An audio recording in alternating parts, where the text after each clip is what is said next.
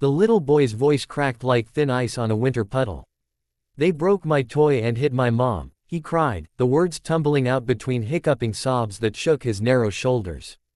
He stood on the cracked sidewalk outside the Rusty Nail Diner, clutching the splintered remains of a red plastic fire truck, its ladder snapped clean off, one wheel spinning uselessly. Grease-stained men in leather vests paused mid-stride, boots scuffing the gravel. The late afternoon sun bled orange across the parking lot, glinting off chrome handlebars and the chrome tear sliding down the child's cheek. His mother knelt beside him, a purple bloom already swelling beneath her left eye, her diner apron torn at the hem. She tried to hush him, but the bruise spoke louder than her whispers. Inside the diner, the jukebox had gone silent. Outside, the world narrowed to that single, shattering sentence. A dozen bikers, beards, tattoos, patched vests that read, "Iron Saints MC," formed a loose semicircle around the boy and his mother.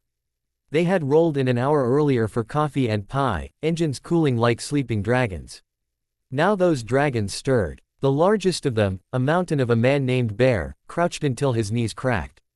His voice, usually gravel over thunder, softened to something almost tender. "Who did this, little man?" The boy pointed a trembling finger toward the factory 2 blocks down, its smokestack coughing gray into the Indiana sky. "The men in suits. They came to the house. Said Mom was late on rent. When she said we didn't have it, he couldn't finish." The broken truck slipped from his fingers and clattered to the pavement. Bear's eyes, the color of storm clouds, flicked to the mother.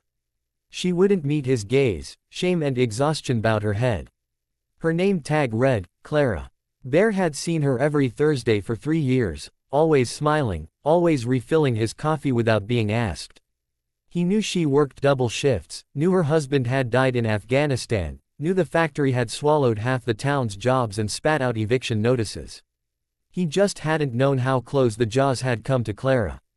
A low growl rumbled through the bikers, not engines this time, but something deeper. Bear stood, joints popping like distant gunfire. "Saddle up," he said. No one argued. Helmets snapped on. Engines coughed, caught, roared. Clara reached for her son, panic flashing across her bruised face. "Please, don't. They'll call the cops. I can't lose him." Bear paused, one boot on the peg. "Ma'am, we're not asking permission." He looked at the boy. "What's your name, Fire Chief?" "Timmy," the child whispered. "Timmy, you stay with your mom. We're just going to have a conversation." The light tasted metallic on Bear's tongue, but the boy's shoulders straightened a fraction. Clara's fingers tightened around Timmy's. She didn't stop them. The Iron Saints rode out in formation, a rolling thundercloud sweeping toward the factory. Dust devils spun in their wake. Timmy watched until the last taillight vanished, then buried his face in his mother's apron. She smelled of fryer grease and lilac soap, and for the first time that day, her arms didn't tremble. 2 blocks away, the factory loomed like a rusted cathedral. Chain-link fence, razor wire, a sign that read, "Harrington Holdings, Private Property." The suits, 3 of them, stood near a black SUV, clipboards in hand, smugness in their postures. They had done this before: intimidate, accelerate, evict. Profit margins didn't care about single mothers or broken fire trucks. The first Harley crested the hill, then the second, then a dozen more. The suits looked up, smiles faltering.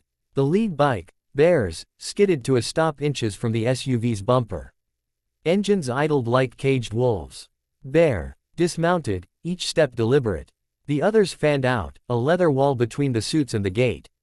The tallest suit, a man with a Rolex and a receding hairline, found his voice. "This is private property. Leave, or we call the authorities." Bear smiled without warmth. "Already did." He nodded toward the road. 2 sheriff's cruisers rolled up, lights off, Deputy Marquez at the wheel.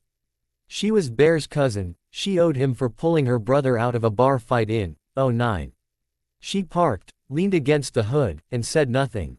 The suit's bravado shrank. "We're within our rights. Rent was 90 days past due." Bear pulled a folded paper from his vest, Clara's eviction notice, timestamped that morning. "Funny thing about rights," he said. "They cut both ways." He turned to the bikers. "Boys, let's inspect the property." They moved like they'd rehearsed it. 2 Saints cut the chain on the gate with bolt cutters that appeared from a saddlebag. 4 more circled the SUV, tires hissing as valves were opened. The suits protested, voices climbing octaves. Bear ignored them. He walked the perimeter, boots crunching broken glass, until he found what he was looking for. A stack of pallets near the loading dock, stamped, Harrington Holdings, surplus. Prospector, Bear called. A wiry biker with a prospect patch jogged over. Take photos. Every pallet, every serial number. Flashbulbs popped. The suits tried to interfere, 2 saints gently but firmly guided them back. Deputy Marquez watched, arms crossed, radio silent. 10 minutes later, Prospector held up his phone. Same wood as the crates in the warehouse fire last month. Insurance claimed, accidental. Payout was $2 million. Bear's smile returned, sharper now. Accidental, huh? He faced the lead suit. Here's how this conversation goes. You tear up Clara's eviction. You waive the back rent. You give her a month's pay advance, call it hazard compensation for the bruise. Or these photos go to the Journal, the FBI, and every insurance adjuster from here to Chicago. Your choice. The suit opened his mouth, closed it, opened it again. Sweat beaded despite the October chill. His colleagues looked ready to bolt. Finally, he nodded. A trembling hand produced a pen. The eviction notice was shredded on the spot, pieces fluttering like white moths. Bear wasn't finished. One more thing. He reached into his vest and pulled out a wad of cash. Singles, 5s, 20s, rolled tight with a rubber band. Church collection, he said. For Timmy's new fire truck. And groceries. And whatever else a growing boy needs. The suit took the money like it burned. The bikers mounted up. Engines roared approval. As they rolled out, Bear paused beside Deputy Marquez. You see anything here today? She smirked. Just a bunch of citizens concerned about fire code violations. Bear tipped an imaginary hat and throttled toward the diner. Clara and Timmy waited on the same cracked sidewalk. The sun had dipped lower, painting the sky in watercolor pinks. Timmy's eyes widened as the bikes returned. Bear killed the engine and swung off, pulling a shiny new fire truck from his saddlebag, red, ladder intact, sirens that actually wailed. He knelt again, heard the chief needed a replacement. Timmy's mouth formed a perfect O.